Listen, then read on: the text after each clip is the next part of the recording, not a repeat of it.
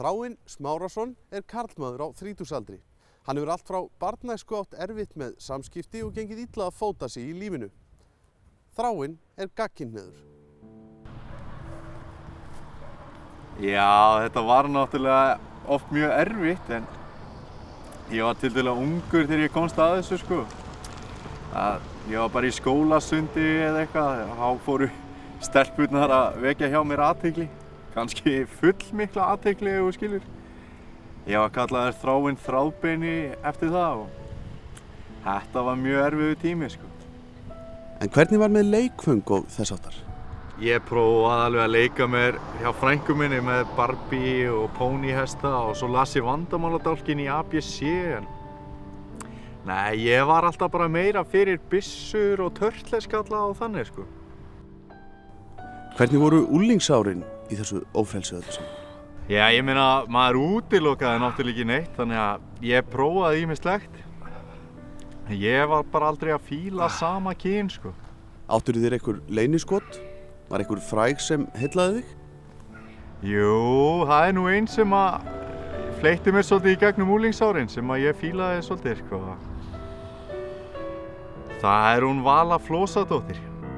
Hvernig hún teygði sig og sveigði, hún bara the mysterious woman í mínu lífi.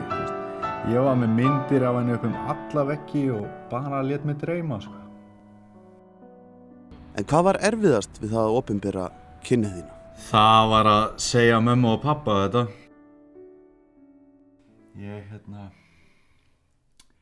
Ég gagnkynhneigður. Guð mig góður. Nei. Hvað segirðu? Ég gagnkynhneigður. Nei. Hvaða þvæla þetta? Nei, ekki þetta. Söngleikjastjarna, það það sem þú ættir að verða. Veistu hvað þú búin að gera mér, maður? Það voru einkadraumar, ekki mínir. Og hver á að fara með mér að versla föt? Æ, mamma, ég get alveg farið með þér að versla föt þó ég segi gaggó. Veldur okkur svo miklu vonbrigðum, Þráinn. Þú veldur okkur söngleikjastjarna, tískulögga. Það það sem þú ættir að verða.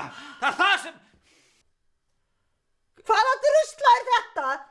Þetta engin drusla, þetta hún Silvía kærasta. Já, er það þú sem búin að koma þessari vitleysu inn í kollinn á honum? Ertu ólétt? Barasta!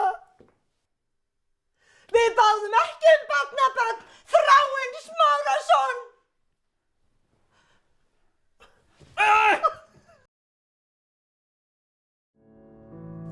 En þetta samt auðveldara en að lifa ófrjáls. Þetta tekur örugglega bara tíma. Við kveðjum Þráinn þar sem hann gengur æsku slóðirnar. Slóðir sem hann gengur sem frjáls maður.